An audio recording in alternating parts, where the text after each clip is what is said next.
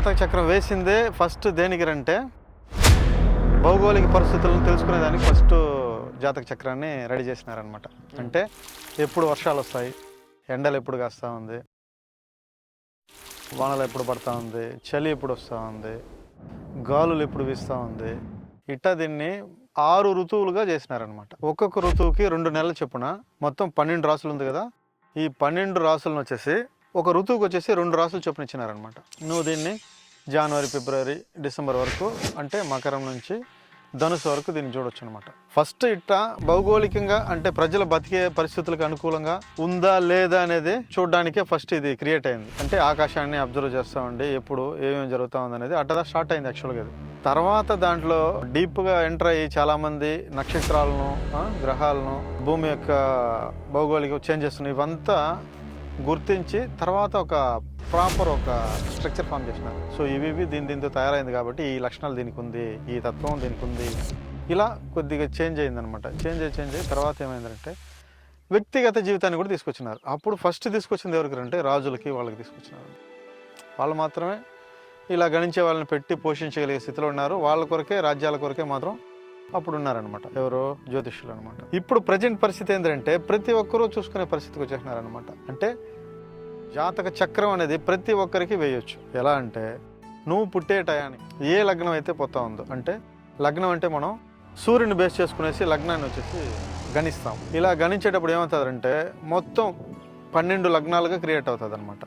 24 గంటలకి 12 లగ్నాలు క్రియేట్ అవుతుంది. సూర్యోదయం టైంలో సూర్యుడు ఏ రాశిలో ఉన్నాడో ఆ రాశి నుంచే ఫస్ట్ లగ్నం స్టార్ట్ అవుతుంది అనమాట.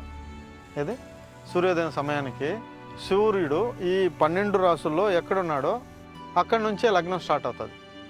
అక్కడ నుంచి కరెక్ట్గా 24 అవర్స్కి మళ్ళీ చుట్టుకునేసి ఆడికి వస్తుంది. అంటే సూర్యోదయం నుంచి సూర్యోదయం వరకు ఒక రోజు లెక్క అనమాట జ్యోతిష్ శాస్త్రం ప్రకారం అయితే. అంటే మనం నైట్ 12 గంటల నుంచి 12 వచ్చేస్తాం కదా, అలా లేదనమాట.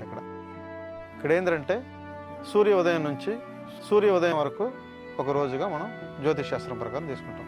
సో కాబట్టి సూర్యోదయం, సూర్యాస్తమయం ఇవంతా చాలా ఇంపార్టెంట్ అనమాట. ఎందుకంటే దీన్ని బేస్ చేసే ఒక నక్షత్రం యొక్క ఆద్యాంతాలు ఇవంతా వేస్తారు. ఇది కొద్దిగా డిఫికల్టీగా ఉండే విషయాలు తర్వాత చూద్దాం.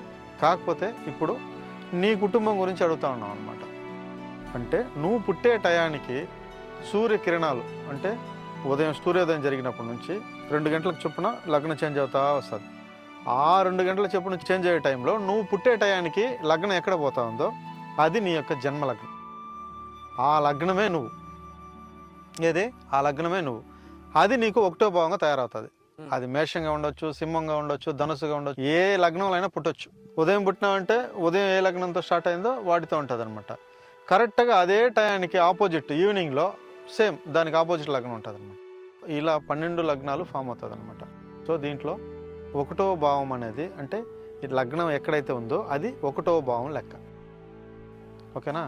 అక్కడి నుంచి 1, 2, 3, 4, 5, 6, 7, 8, 9, 10, 11, 12 భావాలు అవుతుంది. మళ్ళీ 1వ భావం స్టార్ట్ అవుతుంది అనమాట.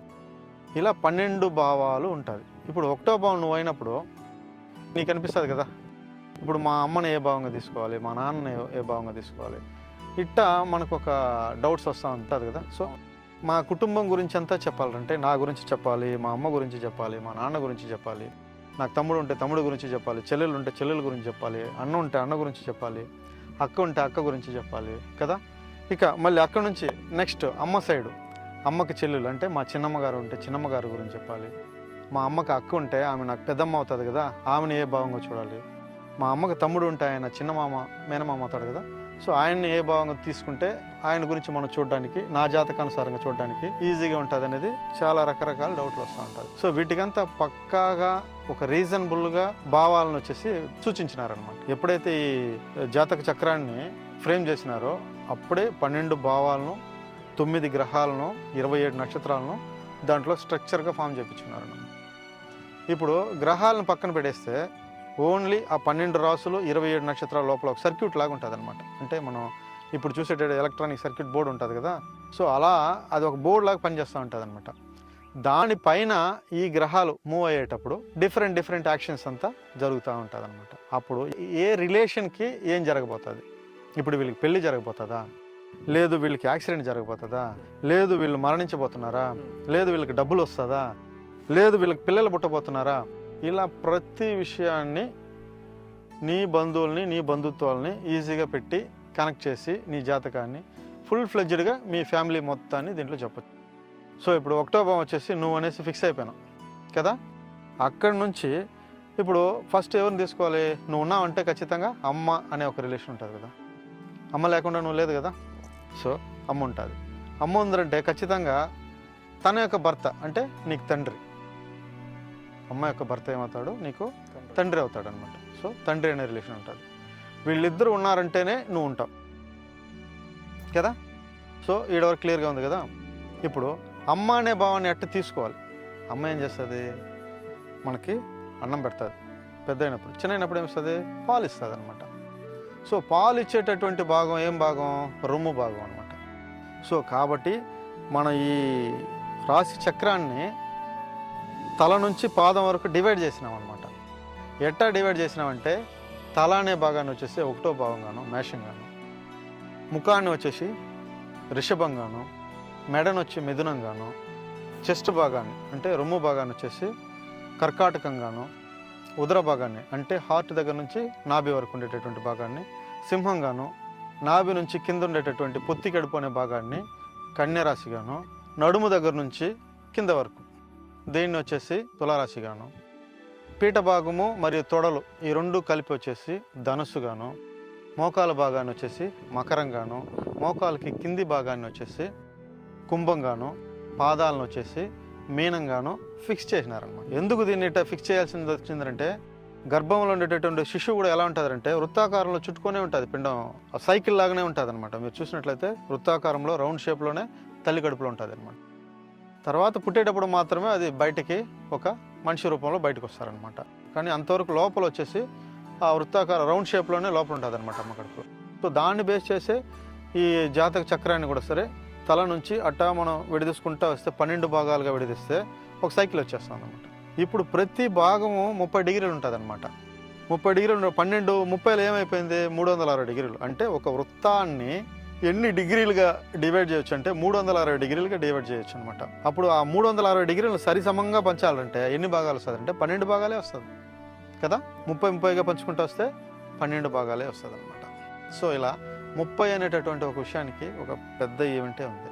30 ఏమవుతుంది 3 అవుతుంది అనమాట అది కూడా. సో కాబట్టి ఆ 3 అనే సంఖ్యను సూచించేటటువంటి గ్రహం కూడా ఎదురండి జ్యోతిష్ శాస్త్రంలో గురువు అనమాట. సో గురువు పుత్రకారకుడు కూడా ఎవరంటే గురువే అనమాట. విత్తనానికి కారకుడు ఎవరంటే గురువే. సో ఇట్ట ఈ 30 అనే దాన్ని డివైడ్ చేయడానికి ఇంత విషయాలంతా ఉందన్నమాట ఇక్కడ. సో 12 రాసులు కదా, 12 కూడా టోటల్ చేసినామంటే ఫైనల్గా వచ్చేది కూడా ఎదురంటే గురువే అనమాట. సో ఆ గురువు అనేటటువంటి ఒక విత్తనం వల్లనే ఈ చార్ట్ కూడా ఫామ్ అవుతుందని కూడా మనం ఒకలాగా మనం సాటిస్ఫైడ్ అవ్వచ్చు అనమాట. ఓకేనా. సో ఇట్ట తల నుంచి పాదం వరకు 12 భాగాలుగా డివైడ్ చేస్తున్నారు.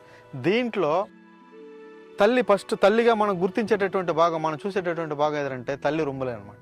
అక్కడే కదా మనం పాలు తాగేదే. సో కాబట్టి ఆ రొమ్ము భాగాన్ని సూచించేటటువంటి రాశి ఏదంటే ఈ రాశి మండలంలో కర్కాటకం అనమాట. ఏది కర్కాటక రాశి. సో కర్కాటక రాశి అది నీటి తత్వ రాశి కూడా.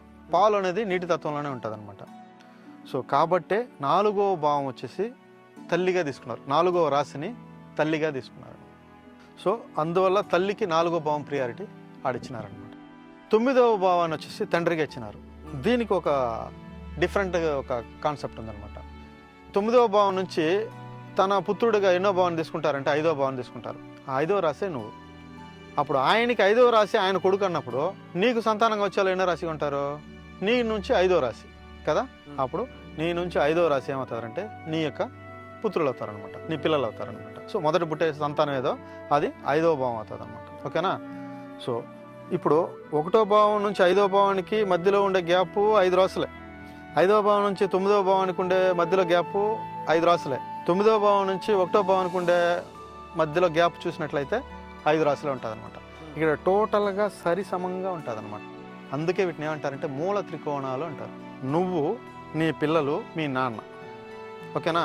నీకు 5వ భావం మీ పిల్లలు, నీకు 9వ భావం మీ నాన్న, మీ నాన్నకి 5వ భావం ఆయన కొడుకైన నువ్వు, మీ నాన్నకు 9వ భావం నీ కొడుకు రూపంలో ఉన్నటువంటి వాళ్ళ తండ్రి.